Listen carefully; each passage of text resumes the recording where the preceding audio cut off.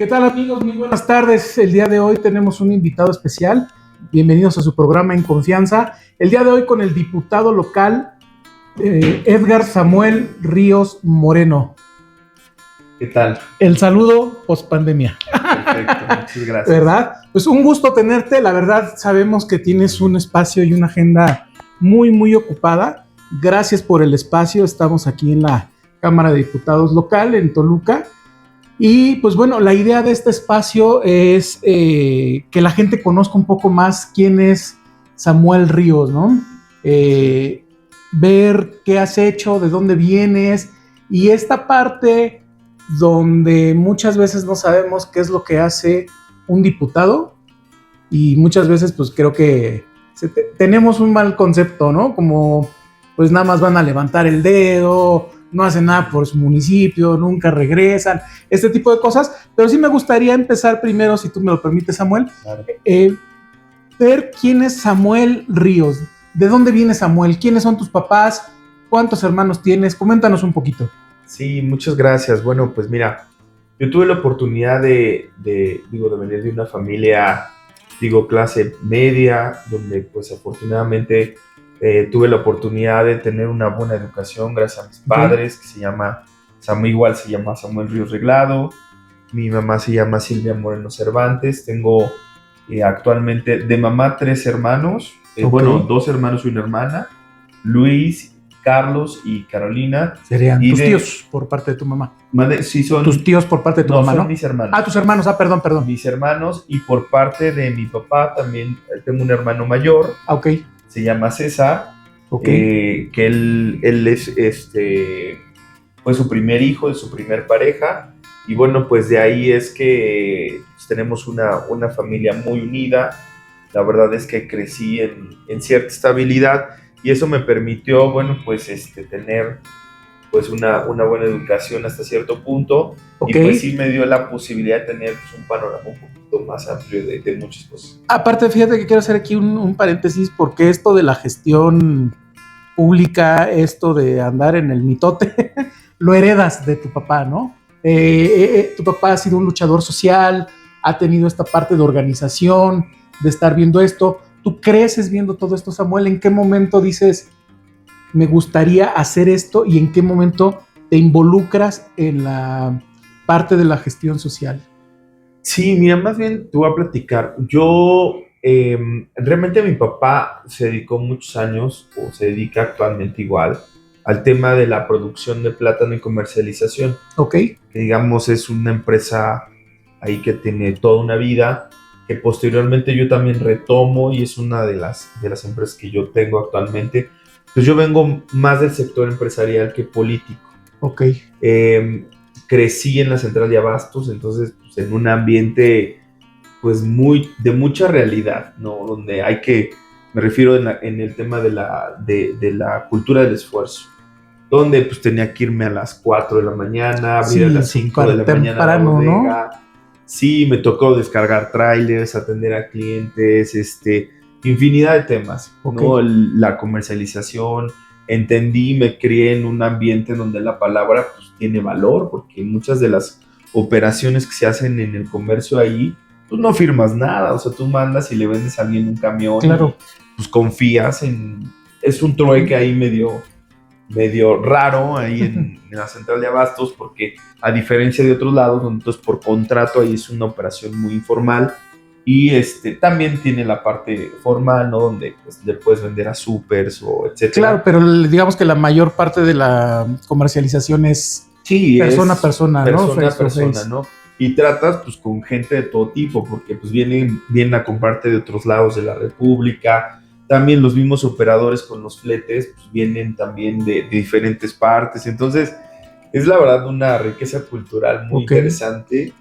Y eso pues a mí me permitió pues entender también, formarme en la parte empresarial, pues, en el comercio puro, y también en una combinación de poder tener una preparación. Yo tuve la oportunidad de estudiar Relaciones Internacionales en el TEC de Monterrey, donde fui becado con el 80% de beca, una beca muy importante que me permitió. Pues eso también es ahí. Que eres pensante, ahí craneas las cosas también.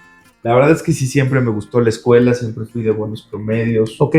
Afortunadamente pude terminar mi carrera con el mejor promedio de la generación, o sea, sí, pero fíjate, mi beca no fue académica, fue deportiva. Ok.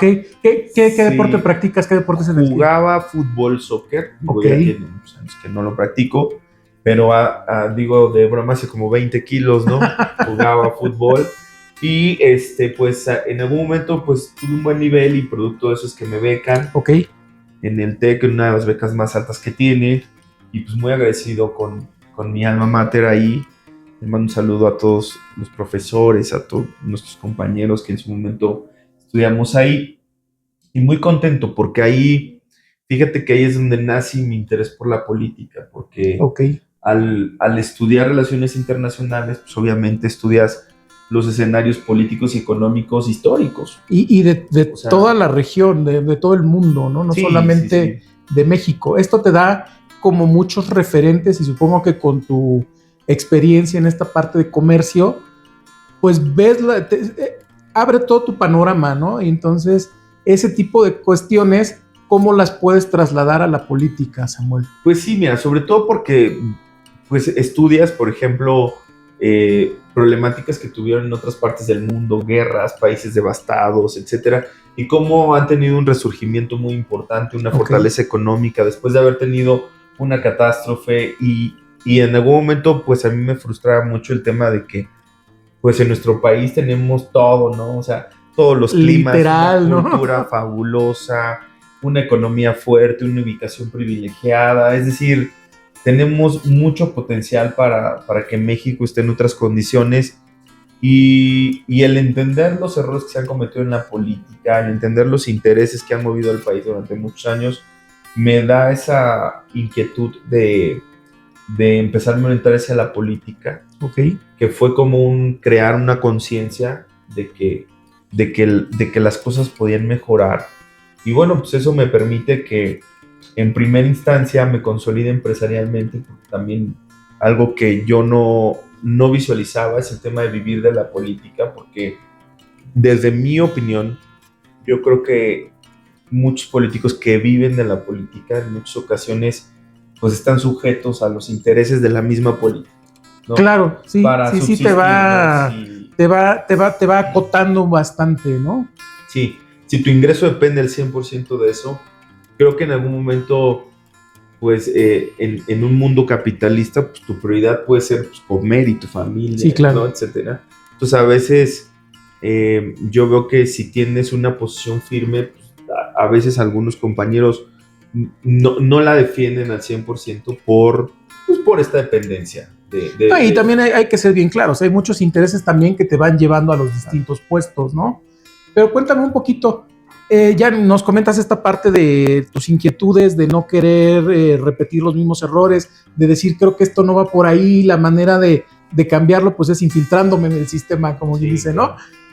¿Cómo surge tu primera oportunidad, tu primer contacto con la política? Pues mira, inicialmente, cuando yo consideré que ya empresarialmente estaba en una estabilidad sólida, Ok, cuando ya tenía diferentes empresas y que ya no dependía, creo que ya no dependía mi ingreso, o sea, lo que yo ocupo para vivir de ningún otro factor, es que decido entrar a la política por gusto.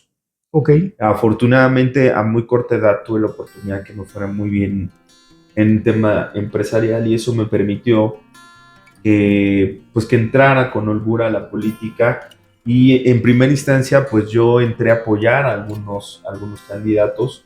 Empiezo en Chicoloapan a ver posibilidades y empiezo justo en el PRD, en ok. donde me acerco siempre con una filosofía un poco más de izquierda. Entonces me acerco y justo lo que pretendía era aprender. Entonces me acerco a apoyar alguna campaña ahí y por circunstancias de la vida resulta que el partido requería un perfil joven en ese momento, ¿no? No, O sea, pero hace perdón, 10 años, vamos a ¿no? hacer un paréntesis, porque creo que eres de los diputados más jóvenes del Estado de México. Pues ¿Cuántos años tienes, Samuel? más o menos, 39 años Pues tengo. estás bastante joven, ¿no? Sí, sí, La sí. verdad es que está bastante... Estás en un punto muy bueno, porque todavía políticamente te queda mucho trecho todavía por recorrer, ¿no? yo creo que hay una gran oportunidad. Sí siento que independientemente de que tengo 39 años, sí pertenezco a esta nueva generación Así es. de políticos que creo que estamos en formación, así lo veo yo, porque en algún momento nos tocará, yo creo que ser tomadores de decisiones en temas pues, más importantes. Este relevo generacional en la política, ¿no? Yo creo que estamos en esa transición y siento que estoy en una posición pues importante en este momento. El tener la diputación local pues obviamente me ha permitido pues moverme en un ambiente importante, relacionarme con los diferentes órdenes de gobierno, ¿no? El poder judicial, nosotros como poder legislativo, obviamente también con el gobierno del estado también me ha permitido tener buena comunicación con los secretarios. Y sí, la verdad es que sí nos estamos formando de manera importante. Y pues... Pero vamos a regresarnos un poquito ahora, porque te desvía del tema. Sí. Entonces, requerían un perfil joven, preparado, con una visión diferente. Sí. Y ahí es donde, supongo, entra tu esposa, tu compañera de vida. No, Nancy, fíjate, fue un momento anterior. Fíjate que primero inició con esta posición y hago una campaña, o sea, termino siendo candidato a presidente municipal por el PRD para Chicoloapan. Hacemos una campaña muy importante, obviamente pues, con un desconocimiento de muchas cosas, ¿no? Porque al final tenía muchas ganas y poco conocimiento, y tengo que reconocer. Entonces, pues fue una campaña de impacto en el municipio, y yo creo que muchas personas no pensaban que íbamos a tener un alcance tan importante, porque en ese momento gobernaba el PRI. Ok. Entonces, digamos, yo entro como candidato de oposición. ¿Esto en qué año fue? En 2015. Ok. Entonces, hacemos una gran campaña y terminamos perdiendo, no sé, recuerdo por 1,000 y tantos votos, un rollo de eso. Que es nada, ¿no? En sí, porcentaje, o sea, ¿cuánto fue? Muy poco, la verdad, no recuerdo exactamente, pero en esa ocasión se pulverizó el voto, ¿no? Gana el PRI en ese momento. Yo como candidato del PRD quedé en segundo lugar, de ahí después Morena y después, en ese entonces era, creo que... partido que ya desapareció. Nueva Alianza, no recuerdo, pero el candidato fue mi compañero hoy diputado federal, César Agustín, fue candidato. Okay. Y el PES, por el PES, ¿no? Y él queda en cuarto lugar, y de ahí, pues bueno, de ahí es que hubieron algunas cosas en su momento que no me gustaron mucho ya del PRD en su momento, que quiero aclarar que estoy muy agradecido porque pues, me dieron la oportunidad de incursionar en la política.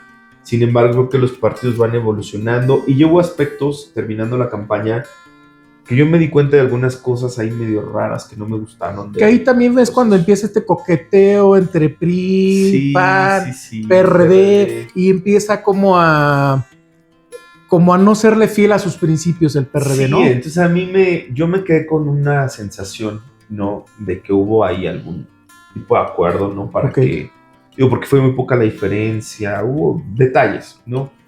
Que prefería no comentar, pero que me hicieron tomar la decisión de inclinarme hacia Morena. Porque, o sea, yo quería seguir en la izquierda, pero vi que ya el PRD empezaba a dar destellos. Ya no te representaba, ya, ¿no? Como ya tal. No me gustaron muchas cosas, entonces fue cuando decido participar en el tema de Morena, me acerco, y bueno, pues es de ahí que planteamos una alianza entre los 3 ex candidatos. En ese momento era Adrián Manuel Galicia, que fue candidato de Morena, César Agustín, que fue del PES, y yo que fui del PRD. En ese momento, pues yo había sido el más votado dentro de como segunda fuerza dentro de Chicoloapan, ¿no? Sí.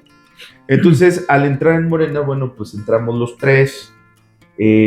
Bueno, Adrián ya estaba, ¿no? Entra César, entro yo, y bueno, pues hacemos ahí un movimiento muy importante en el municipio.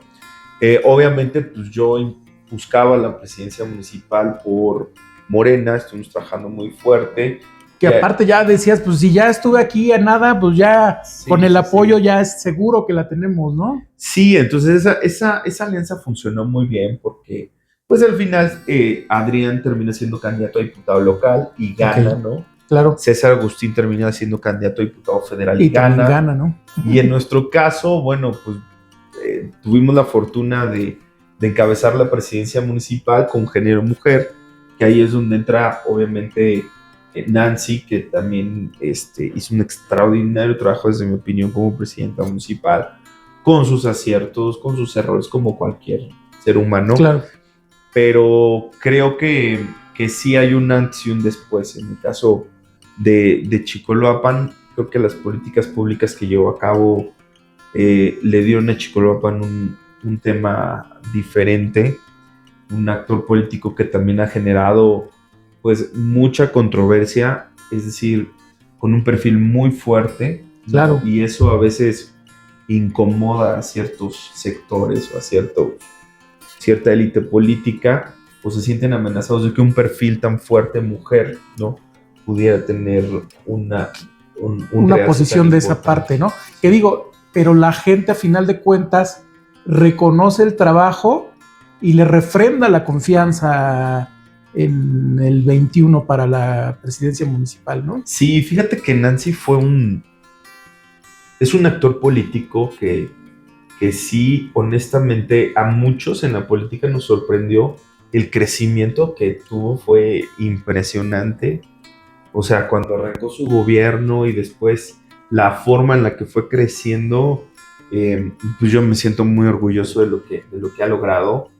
Y tiene un alcance en redes también. Claro, sí, es impresionante, ¿no? O sea, sus en vivo que hace de repente sí tienen audiencias muy grandes, ¿no? Sí, tiene una injerencia muy importante, pero también, obviamente, pues eso ha provocado también que en la política, pues se dé mucho la guerra sucia. Claro. ¿No? Entonces, han habido muchas descalificaciones, una campaña negra muy, muy, muy importante, y creo que esto obedece a que pues, en su gobierno también se tocaron temas muy importantes, ¿no? Y también fueron contra muchos intereses, ¿no? Sí, que ya sobre todo, mira, el tema del hospital creo que fue un factor muy importante, porque el haber recuperado el predio del hospital del gobierno del estado. Sí, no fue nada sencillo, ¿no?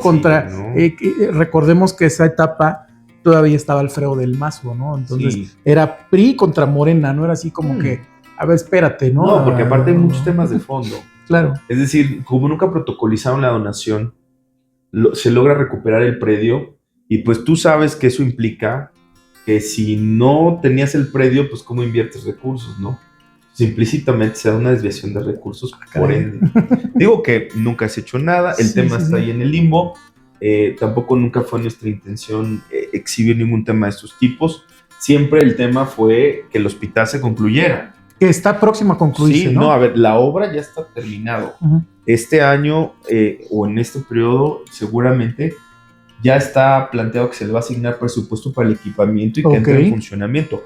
Pero a ver, en ese momento con Nancy se da el tema de recuperar el predio e invertirle de recursos municipales dinero para que ese hospital, esa obra, se pudiera concluir. Entonces, obviamente, ese tipo de temas generan circunstancias de conflicto.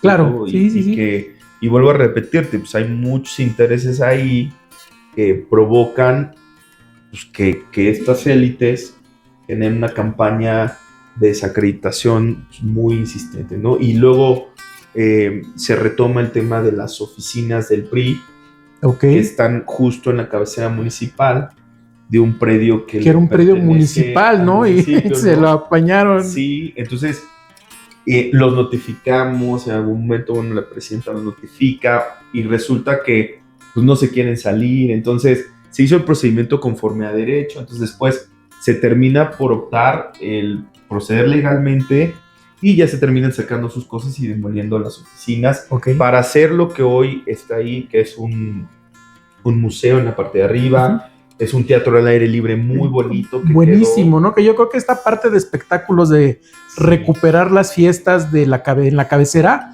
era algo que les hacía falta sí o sí, ¿no? Y fue un proyecto también muy padre, pero mira, al final de cuentas, el tirar las oficinas del PRI, teniendo un gobernador del PRI, ¿no? Sí, supongo que no había sido nada fácil. No, a ver, pues evidentemente sabemos que fue una acción que provocó pues hasta cierta indignación, ¿no? Y es comprensible, Sin embargo, pues sí trajo como consecuencia, pues bueno, este tipo de campañas, ¿no?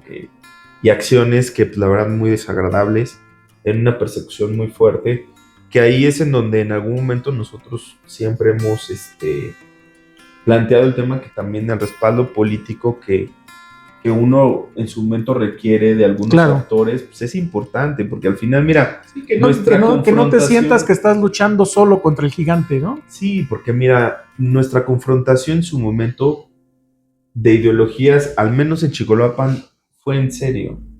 O sea, no fue simulación, no fue de por aquí nos peleamos y por acá acordamos, Sí, o sea, sí. y fueron para acciones que al final de cuentas, pues están a la vista de todos. Ahí está el hospital, ahí está el teatro del aire libre. Y a favor del pueblo, ¿no? Con la ley en la mano, o sea, no hay nada que la ley no les diera la razón. Tan es así que, bueno, se logró de manera legal, como bien comentas, ¿no? Sí, bueno, y muchas cosas, porque por ejemplo, durante el periodo de Nancy, se llevaron a cabo 2 cuarteles de la Guardia Nacional, uno con el helipuerto, se hizo, por ejemplo, una comandancia de seguridad pública, una escuela de policía también, que también se quedó ahí instalada. Se compraron muchas patrullas, pasaron desde C2 a C4. Sí, hubo un avance considerable, ¿no? Que le hacía mucha falta a Chicoloapa, ¿no? Senderos seguros, albercas. Infinidad de cosas, ¿no? Pero dentro de este periodo tú juegas un papel muy importante como presidente del DIF. Cuéntame un poquito ahí esta parte ¿qué te dio? Porque hasta el momento tú llegas a Chicoloapan y yo creo que eres de los personajes más queridos porque el DIF siempre está como para dar, como para ayudar, es esta parte visible, ¿no? Cuéntanos un poquito, ¿cuál fue tu experiencia al pasar por esa área tan importante? Pues mira, muy contento porque al final de cuentas el DIF te permite generar pues esa parte humana del gobierno, claro, ¿no? En donde atiendes muchas problemáticas de todo tipo, ¿no?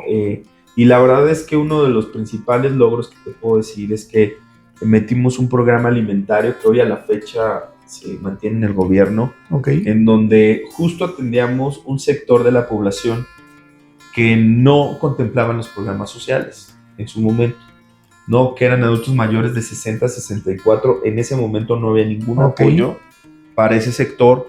Entonces nosotros lo que implementamos fue este programa que pudiera tener un apoyo alimentario a cualquier ciudadano. Es decir, nunca se politizó, nunca fue de igual como los programas de Morena, universal. Universal. Quien llegara, que cumpliera. O sea, el único requisito era que fuera de 60 a 64. Punto. Ok. Y no había ningún residente o originario de Chicoloapan, ¿no? Originario de ahí y eso era. O sea, no ningún tema tan burocrático ni nada por el estilo. Pues la verdad es que fue un programa muy importante que también nos permitió atender un sector fundamental. También el DIF me permitió convivir mucho con los adultos mayores, a los que quiero muchísimo y con los que tengo una conexión increíble y hicimos muchas cosas juntos. Y sí me permitió tener una cara pues, muy importante ahí en el municipio y que bueno, pues posteriormente estuve un periodo de tiempo relativamente corto, aproximadamente 1 año, no más. Y justamente en esa visión de pues, no perpetuarte en un espacio, un cargo, ¿no? Sí, claro. Entonces abrimos el tema hacia otros compañeros y de ahí, bueno, pues termino en la representación de Morena ante el INE en todo el Estado de México, que fue una etapa muy bonita. Te han tocado etapas fuertes de los cocolazos de a de veras entre partidos, en todo este movimiento, ¿no? Y cuéntanos un poquito, Samuel, ¿cómo llega la candidatura para la diputación local? Bueno, pues la verdad es que producto de todo este esfuerzo social que hemos hecho ya durante muchos años, porque independientemente de que no tenía un cargo público, o sea, sí, de elección popular en su momento, pues siempre nos caracterizó el tema de estar trabajando con la ciudadanía. Perdón, aparte tienes una fundación, que fíjate que yo siempre les digo, no necesitas ser político ni tener un cargo para ayudar a la gente. Claro. ¿Estás de acuerdo conmigo? Quien lo quiera hacer, como tú dices, yo soy empresario, busco mis recursos, busco quien me ayude de aquí, de allá, haces fundaciones y ayudas a la gente. Siempre has tenido como esta parte, ¿no? De contacto social, de querer arreglar las cosas. ¿Y por qué decides? ¿Cómo llega esta parte? ¿Y por qué decides aceptar el reto en una parte muy marginada de la zona límite entre Chicoloapan Chimalhuacán? Sí, bueno, pues obviamente se da esta posibilidad de la diputación, ¿no? Al Nancy tener ya 2 periodos, ¿no? Y tener una familiaridad, pues ella decide hacer un alto en su carrera política. Ok. Y es que se da la oportunidad de que yo pueda participar en un cargo. Y bueno, pues entro en la diputación, ¿no? Pues obviamente siempre con el temor y el nerviosismo de qué va a pasar, no saber ¿no? qué vaya a pasar. Y muy contento, la verdad, con la respuesta que he tenido de la gente en ambos municipios, en Chicolapán y en Chimalhuacán. Muy contento porque, pues, sí, no es lo mismo llegar a una diputación, pues, por dedazo, ¿no? Claro. Por circunstancias. O por un padrino político que sí, te dice, a ver, ahí vas, ¿no? No, que siempre uno sí, tengo que reconocer que siempre requiere el visto bueno de gente importante en la política. Pero, pues, no es lo mismo que te respalde un trabajo social importante. Claro. ¿No? Entonces, para mí el llegar con esta legitimidad social, pues sí marca una diferencia, porque me da la fuerza y la contundencia para saber que lo que planteo aquí en la Cámara trae un respaldo social. Así es. Es decir, no es una ocurrencia, porque aparte tenemos mucha comunicación con la ciudadanía. Evidente sabemos que sé que hay una parte de oposición que siempre va a ser oposición por sus intereses y que busca la manera de desacreditarnos y de inventarnos cosas, etcétera. Pero la verdad es que es un porcentaje mínimo en comparación de la gente que nos apoya. Con el total. Pero aquí voy a hacer otro paréntesis, porque aparte llegas con un respaldo de más del 50% de la votación, ¿no? O sea, ahí no había duda de que la gente se inclinaba por tu proyecto, ¿no? Muy importante, y la verdad es que en este primer año que llevamos ya en la legislatura, pues ha sido de muchos retos, porque el encontrarte, para mí ha sido difícil, porque al final de cuentas, como diputado, pues tu función es legislar. Sí, no tienes el recurso como para poder meter una calle, para llevar abasto de agua, o sea, puedes gestionar, pero no tienes ya ese recurso como para de tu bolsa poder, bueno, dentro de la bolsa del diputado, poder ayudar de manera directa, ¿no? No, y aparte, anteriormente, en otros periodos, pues sí existía un recurso específico, que creo que le llamaban PAT, algo así. Sí, el famoso PAT. En donde le bajaban a los diputados una cantidad de recursos en cemento, varilla, etcétera, que te permitía, pues, llegar a las comunidades a donar algunas cosas. Hoy, pues, eso ya no existe. Entonces, eso complica mucho las cosas porque, pues, tienes una exigencia social y no tienes recurso para, pues, para hacer ese tipo de acciones, ¿no? Entonces, es más complicado porque tienes que comunicar a la ciudadanía, pues, cuál es tu función, en qué estás apoyando, la aprobación de presupuestos, el aprobar iniciativas, el modificar la ley. Es decir, sí es un enfoque diferente. Sin embargo, creo que ha sido una gran experiencia porque nosotros lo hemos combinado entre el tema legislativo y no hemos descuidado la parte social. Entonces sí ha sido un gran reto. Has buscado ahí la manera de equilibrar las dos partes, ¿no? Sí, por supuesto. Cuéntame un poquito, Samuel. Una cosa es recorrer los municipios de candidato y otra cosa muy diferente es recorriéndolos ya con un carro. Claro. ¿Qué has visto en este año dentro de la zona que te toca Chicolapán, Chimalhuacán, que te haya impactado y que digas cómo es posible que exista esto y que tú estés limitado para poder ayudar? No, pues muchos aspectos. Mira, por ejemplo, el tema del agua es un tema muy complicado, ¿no? Que se requiere una inversión muy grande y afortunadamente ahorita con el plan de la zona oriente, la verdad yo estoy muy agradecido con la doctora porque eso es algo que nosotros veníamos marcando ya como una alerta. El poder invertir en un cárcamo, o sea, implica, no sé, 40 millones de pesos. Sí, son inversiones grandísimas, ¿no? Enormes. Y que al final de cuentas, los presupuestos municipales no dan para eso. Entonces, creo que el que hoy la doctora le va a inyectar a la zona oriente en ese tema es muy importante. Sin embargo, pues son proyectos que llevan su proceso. O sea, llevan su proceso de licitación, ¿no? De aplicación, ¿no? La reperforación de pozos para suministrar el agua. El tema del huachicoleo, que bueno, pues ahorita ha sido todo un tema. Entonces, yo veo que ha habido esta coordinación. Sin embargo, de repente yo veo que la gente quiere resultados inmediatos. ¿no? Yo creo que ahí debería pedirle a la gente un poco de paciencia, ¿no? Digo, la doctora Claudia Sheinbaum, igual que tu cargo, llevan apenas un año, ¿no? Sí. Y yo creo que se necesita como el tiempo suficiente. Sin embargo, ya se ven avances, ¿no? Eso Sí, nos estabas ya- informando Ya, hace poco. ya hay avances importantes, sin embargo, bueno, pues la ciudadanía tiene que sentirlos. Si no, mucha de la gente piensa y dice, pues en el discurso, pero ven a mi calle, Claro. yo no tengo agua, o ven, mira, por ejemplo, el tema de servicios públicos es un tema también complicado porque eh, veo pues que de repente es insuficiente, ¿no? El tema del bacheo, de los servicios públicos en malas condiciones, pero los espacios públicos en malas condiciones. Pero aparte te toca una zona bien difícil porque Chimalhuacán tiene una gran franja de fraccionamientos Pues que en su momento fueron clandestinos, ¿no? Por decirlo, ajá. Sí. Entonces, Sí, pero sí, no, es una zona irregular que también de ahí de cómo puedes sí, mira, meterle, ¿no? por ejemplo, algo que sí, o sea, sí frustra, por ejemplo, es el tema de que hoy se da una campaña de regularización muy importante, ¿no? En donde INSUS, por ejemplo, plantea el tema de generar todas las facilidades para que esa zona irregular ya tenga escrituras Okay. y entonces se vuelve una zona ya regulada y te permita muchos aspectos, ¿no? Desde invertirle recursos públicos para mejorar los servicios, desde que la gente tenga pues la garantía de su propiedad y también puedan heredar, no dejen problemas, pues tengan una escritura que les den acceso a créditos, es decir, son muchos factores de ayuda.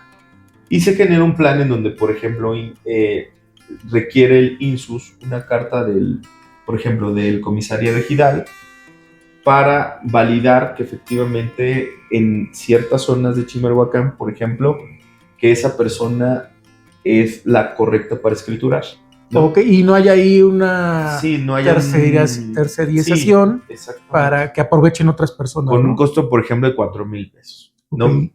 Pero de ahí necesitan un documento de no adeudo del municipio. Pues donde ahí, obviamente cuando llegan ahí, por ejemplo, pues no, ya salen unas cuentas muy grandes, ¿me entiendes? De predio, de agua, traslado de dominio, etcétera. Entonces eso se ha prestado a muchas circunstancias, tanto de corrupción, en muchos temas, que eso no es correcto, ¿me entiendes? O sea, yo creo que se tiene que hacer un esquema de tal forma, algún paquete que se pueda trabajar en equipo, si hay temas que se requieren pasar por la Cámara, con donación de algunos impuestos, etcétera, pues lo podemos plantear aquí en la legislatura, podemos ver un plan entre el gobierno federal, cómo estatal, ¿no? y municipal para que se haga un paquete y la gente pueda pagar algo razonable. Claro. Porque si salen con cuentas de 50, 60 mil pesos, 70, o sea, a ver, pues ya su escrituración ya se les va a montos que el programa ya no va a tener el impacto que se requiere. Entonces, creo que justo esta empatía que debemos de tener con la ciudadanía nos obliga a buscar la forma, ¿no? A decir, no dar un no, sino buscar cómo estructurarlo. Sin embargo, justo esa coordinación entre la legislatura, el gobierno del estado, la federación y el municipio es donde yo creo que nosotros tenemos que trabajar muy fuerte. Porque yo lo decía en mi informe, al final de cuentas la gente nos dio la confianza en todos los órdenes de gobierno. Claro, sí. Ahí no hay pretexto, ¿no? Pretexto. Todos están alineados. Presidente de la República, gobernador, hace mayoría en el Senado, en la Cámara Federal, en la Cámara Local. Los municipios se gobiernan por Morena. O sea, ¿qué le dices al ciudadano? Ya, ¿a quién le echas la culpa, no? ¿Qué le dices? Es que no nos podemos poner de acuerdo por egos políticos. No. O sea, eso no puede ser, me explico. No, y aparte, el principio o el voto de confianza para Morena fue para arreglar este tipo de situaciones, ¿no? Claro. Entonces, a veces no puede priorizarse más un tema de egos políticos, es decir, yo puedo más que A, B o C. Es decir, creo que estamos obligados a tener diálogo, justamente a plantear desde nuestra trinchera qué podemos hacer. Es decir, por ejemplo, ahí son cosas que yo no puedo resolver. Claro, sí, es y sin embargo, la gente se acerca, lo que me decías, oye, ¿qué no puedes? Pues eso, ¿no? Que te dicen, oye, arréglame cosas del municipio que no están en mis facultades. Entonces, sí genera cierta frustración porque el reclamo de la ciudadanía no es solamente en este caso, para los alcaldes, sino nos agarran, no le dicen, tú también tienes la culpa, y tú también, y tú también. Y supongo, ¿no?, que te debe pasar mucho el, veniste a pedirme el voto, voté por ti, sí. Ahora solucioname esto, ¿no? Y que en cierta medida tienen razón, ¿no? No, a ver, es que justamente por eso es que yo lo que creo es que, por ejemplo, el plan de la zona oriente, creo que ha sido un ejemplo de coordinación en los órdenes de gobierno. Sí, porque no todo ha sido malo. O sea, también hay que reconocerle a los alcaldes de Chicoloapan, de Chimalhuacán, que han tenido, la verdad es que la voluntad de trabajar en coordinación con el gobierno del estado y la federación en el plan de la zona oriente, ¿no? Donde han firmado los convenios, han estado acudiendo a las mesas. O sea, a ver, creo que uno tiene que ser objetivo. Claro, claro. No tomarse las cosas de manera personal, entender que cuando hacemos las cosas bien, reconocerlo, y cuando no, tener la madurez para poder recibir apoyo. Sí, creo que eso es muy importante, porque al final en este barco vamos todos, ¿no? Y creo que es muy importante el que justo estos detalles que comento, al decir, oye, aquí estamos mal, aquí hay que hacer esto, y no se trata solamente de puntualizarlo, es decir, por ejemplo, en mi caso yo lo planteé en el informe, es muy fácil pararte y decir que algo está mal. Claro, pero juzgar, resolverlo, ¿no? Ahí es donde está. ¿Y cómo vamos a apoyar? Por ejemplo, en mi caso yo dije, no, a ver, vamos a entrarle con jornadas de limpieza, inclusive planteé donar mi sueldo para abastecer de pipas, o sea, a ver, no es quedarnos sentados solamente a juzgar cosas, es meterle acción justo para poner nuestro granito de arena también y decir, a ver, estamos para apoyar. Yo lo comenté en mi informe, y yo decía, claro, a ver, con los alcaldes yo que planteaba, decía, a ver, yo no soy su enemigo. O sea, vamos la gente votó por, ¿no?, mí para darle resultados. Y eso implica trabajar en equipo y poner nuestro granito de arena. Yo tengo la madurez para hacerlo, ¿no? Y lo estoy llevando a cabo. Y por supuesto que el diálogo con ambos alcaldes está abierto en lo que a mí respecta. En el caso de Chicoloapan, pues sí hemos tenido ahí mayor comunicación. En el caso de Chimalhuacán, la relación está ahorita un poco en stand-by. Sin embargo, pues yo tengo confianza en que las cosas pueden avanzar. Dejas la puerta abierta, ¿no? Para el diálogo. Siempre la he dejado abierta. Creo que el equipo político que hoy se encuentra al frente de Chimalhuacán sabe perfectamente que siempre ha apoyado. O sea, a ver, esto no es un tema de ahorita, es un tema de muchos años, donde saben que... Aparte ver, como tú bien lo dices, que es la misma corriente. Aquí ya no hay oposición, ¿no? Hay que quitar también ese chip de es que está en otro lado. O sea, todo es Morena. Y al ciudadano yo creo que al final de cuentas no le interesa quién es el presidente municipal, quién es el diputado federal, quién es el diputado local. Al ciudadano lo que le interesa es que les resuelvas el problema, ¿no? Y para eso te está dando el voto de confianza. Entonces yo creo que sí está el llamado ahí a la presidenta municipal de Chimalhuacán, Xochitl, pues hay que hacer ahí el esfuerzo por el bien de todos tus ciudadanos. No, pero mira, por eso yo en algún momento comentaba, no ha habido cosas positivas, por ejemplo también, como por ejemplo veo que están entregando unos vales de apoyo para las escuelas. Ok. La verdad es que es una iniciativa muy buena también, que reconozco que pues, tiene un impacto positivo en la ciudadanía, tienen por ahí un programa alimentario también muy bueno. O sea, es decir, ha habido cosas que creo la inversión que se ha hecho en el ejido. Que han sido buenas, pero se pueden mejorar, ¿no? También ha sido algo que hacía mucha falta. O sea, por eso digo, creo que un TIC sea muy objetivo, ¿no? En reconocer lo importante que se ha hecho. Digo, también la ciudadanía refrendó su compromiso y su confianza de que se reeligiera. Sin embargo, a ver, el tema del agua es insostenible en el municipio. O sea, de verdad es algo que en Chimalhuacán que se tiene que tratar con urgencia. O sea, y creo que las políticas públicas deben ir enfocadas en resolver esa problemática. Obviamente, desde mi trinchera me voy a meter en los temas y esperemos que todo se mejore. Perfecto, Samuel. Pues ya casi estamos por terminar la entrevista, pero sí quisiera que me comentaras un poquito. Traes 4 iniciativas por ahí como diputado, por lo menos en este primer periodo. Cuéntanos un poquito. Traes una en la parte electoral, otra en la parte de uso de inteligencia artificial. Cuéntanos un poquito de estas propuestas, Samuel. Bueno, la la iniciativa en materia electoral, esa, pues al final de cuentas fue aprobada y ejecutada porque nace de la necesidad de que justo el periodo de vigencia de los magistrados en el Tribunal Electoral del Estado de México, pues ya estaba por finalizar. Entonces, se daba el escenario de que no iba a haber quórum para sesionar. Entonces, todos los trámites en el Tribunal Electoral no iba a haber resoluciones, no había quórum. Entonces, hasta que el Senado no pues pudiera definir, ¿no?, en el Senado quiénes eran los magistrados que entraban, había un periodo en el que corríamos ese riesgo. Por eso es que en la iniciativa ahí modificamos la ley para que se pudiera determinar el mecanismo bajo el cual podría entrar un magistrado de manera temporal, ¿no? Ok. Entonces, esa se aprobó, se ejecutó y salió. Y en la de inteligencia artificial, pues es un tema muy importante porque lo que estamos planteando es que actualmente la inteligencia artificial no está regulada. Así es. Es decir, no hay una ley de inteligencia artificial donde pueda decir, pues, qué sanciones existen, cuáles son las normas, cuáles no. Y ya es muy ambiguo porque la inteligencia artificial actualmente ya se utiliza en diferentes áreas, ¿no? Por ejemplo, para el tema médico, en el Poder Judicial se utiliza inclusive ya para poder facilitar algunas sentencias. Es decir, ya hay un tema muy importante, ¿no? También se utiliza, pues tú sabes, ¿no?, para utilizar imágenes, voz, etcétera, que vuelvo a repetir, no está regulado. Entonces, cuando alguien sufre consecuencias negativas de la inteligencia artificial, para lo bueno y para lo malo, ¿no? Pues no tienes un marco legal bajo el cual digas, bueno, a ver, voy a denunciar en función de qué ley. Ok. No, o sea, no existe. Entonces, nosotros, como es un tema muy amplio, nosotros decidimos acotarlo al tema del uso de la inteligencia artificial en el gobierno.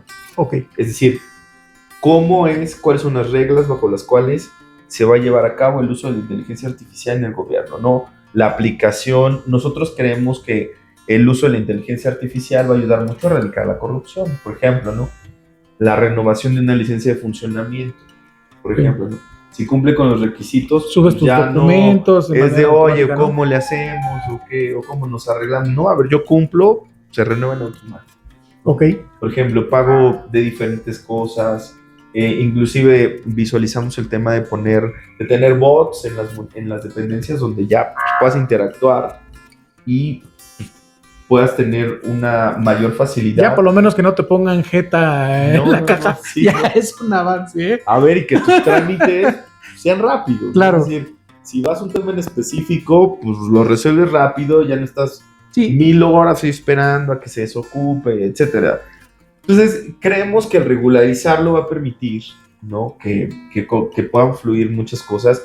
Creo que el gobierno va hacia allá. Debe de ir, ¿no? En pocos años, creo que estaremos en una situación de este tipo. Entonces, creo que es un buen momento de empezar justamente a tener este marco legal. Sí, poner las reglas del juego, ¿no?, para todos. Claro. Sí. ¿Tus otras dos iniciativas, Samuel? Bueno, pues otras dos iniciativas, la ley del libro, que pues esta pues es muy importante, ya que no existe una ley del libro actualmente. Es decir, hay programas que han dado resultados, sin embargo, pues dependen mucho de la política pública del gobierno en turno. Okay. Entonces, al establecer una ley, lo que planteamos es garantizar que cierto presupuesto, que ciertas acciones ya queden establecidas en la ley y que ya no estén sujetas a la interpretación de quien estén en el gobierno en ese momento. Entonces, creo que esto va a ayudar mucho, sobre todo para fomentar la lectura, para apoyar a los escritores mexiquenses. ¿Esto sería como apoyos para creadores, para escritores? Sí, claro. Okay. Es poder generar un presupuesto que se pueda aplicar específicamente para este rubro.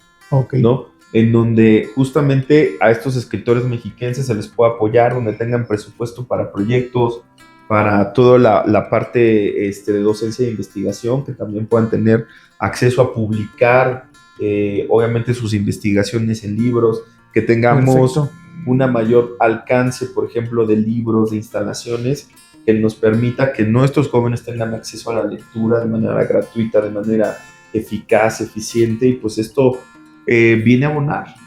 Sí, claro, ¿no? Es muy importante, ¿no? Porque realmente no es nada económico. Ya tienes la creatividad, ya tienes el texto, te pasaste un año revisando todo y ahora, ¿con qué? Sí, ¿No? y aparte, si uno no se lee, no prepara, no se prepara, etcétera, pues al final es conocimiento que te va a permitir tener pues, una mayor perspectiva de las cosas. Y la última iniciativa, bueno, pues está enfocada justamente a la pensión alimentaria. Ok. Hemos detectado que justamente cuando hay una separación, sobre todo cuando hay hijos con discapacidad, se prevé solamente una pensión alimentaria, es decir, no contemplan los Todo gastos lo que va médicos, alrededor, ¿no? Ok. ¿sí? Por ejemplo, rehabilitaciones, medicamentos, etcétera. Entonces, lo que pretende esta iniciativa es blindar en esos casos cuando exista un menor con discapacidad, cuando exista esta separación, que en la pensión quede establecido y quede garantizado los gastos médicos. Okay. Esto es muy importante, porque hay muchos casos de hijos que tienen alguna discapacidad y que al final de cuentas eso queda volando y quien sale perjudicado, pues sí, es el infante, ¿no? Claro. Infante. Entonces, fue pensado en ese tenor, obviamente el ir fortaleciendo este tipo de leyes con este tipo de aspectos, pues ayudan a que pues ya no quede a una interpretación, ¿no? Sino que ya existe este marco legal en donde justamente protejamos a la infancia en estos casos donde, pues al final de cuentas ellos son los perjudicados en ese tipo y que esta es la verdadera inclusión, ¿no? Perfecto, Samuel. Pues sí. Te agradezco mucho, se pasó el tiempo rapidísimo. No te quito más el tiempo porque sé que andas muy ocupado. Y pues bueno, esperemos pronto tener una segunda entrevista donde nos platiques un poquito más de lo que estás haciendo, de tus proyectos políticos y de toda esta parte, porque eres un político muy inquieto de una nueva generación y que todavía tiene mucho futuro. No, pues al contrario, muchísimas gracias, saludar a tu audiencia y pues muchas gracias por la entrevista y pues aquí estaremos cuando tú nos indiques. Muchísimas gracias. Muchas gracias. Hasta la próxima. Hasta luego.